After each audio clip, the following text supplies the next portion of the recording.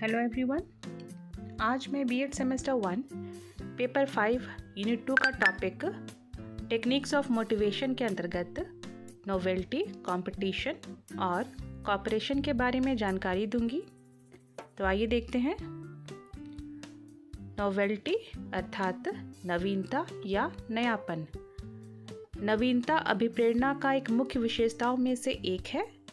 यह न सिर्फ छात्रों में ऊर्जा का संचार करता है, वरन इसके साथ साथ वह छात्रों में स्व अध्ययन के लिए प्रेरित भी करता है। इस तकनीक का उपयोग कर शिक्षक भी बहुत सारी शिक्षण विधियों का प्रयोग कर सकता है, जिससे हर एक छात्र लाभान्वित हो सकेंगे एवं छात्रों में करके सीखने की भावना जागृत होंगी। अर्थात अगर शिक्षक अपने शिक्षण में नई विधियों का प्रयोग करता है या फिर अपनी शिक्षण विधि में नवीनता लाता है तो छात्र भी उत्साहित होते हैं तथा उनमें भी करने की अर्थात सीखने की भावना आ जाती है।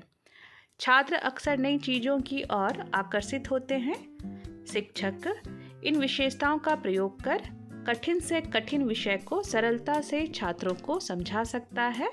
विषयों में रुचि के कारण छात्र भी उसे करना चाहता है।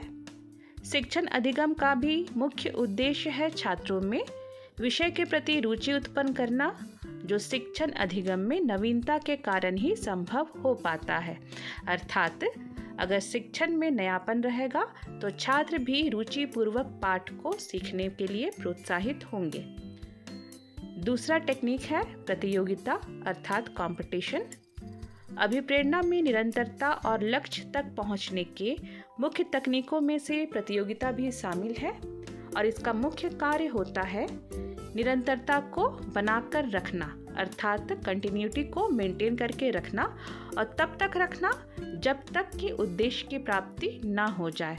यह छात्रों में लक्ष्य में आने वाली जितनी भी समस्याएं होती है या उसको अवगत कराता है छात्रों को।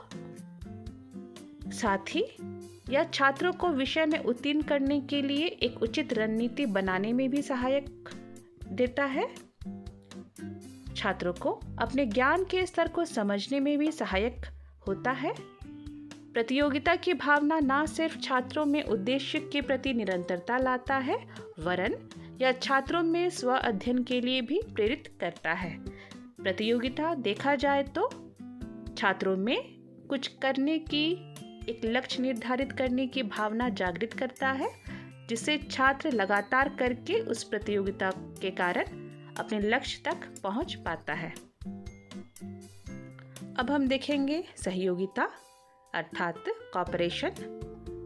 अभिप्रेरणा में सहयोगिता मुख्य तकनीकों में से एक है। यह भावनात्मक संतुलन के साथ छात्रों का सामाजिक विकास भी करता है अर्थात इमोशनल बैलेंस के साथ साथ सोशल डेवलपमेंट भी करता है। यह छात्रों के विकास का अहम बिंदु है। यह छात्रों में दूसरों के प्रति सकारात्मक भावना तथा दूसरों को लाभान्वित करने की तकनीक है। पठन पाठन की प्रक्रिया की सफलता में सहयोग की महत्वपूर्ण भूमिका होती है। ज्ञान का संचार शिक्षक एवं छात्रों द्वारा होता है, जो बिना सहयोग के संभव नहीं है। अर्थात शिक्षक जहां ज्ञान का संचार छात्रों में करता है, वहीं छात्र भी आपस में एक दूसरे के सहयोग कर ज्ञान की प्राप्ति करते हैं या फिर ज्ञान का आदान प्रदान करते हैं, और यह पूरी तरीके से सहयोगिता पर भी निर्भर है।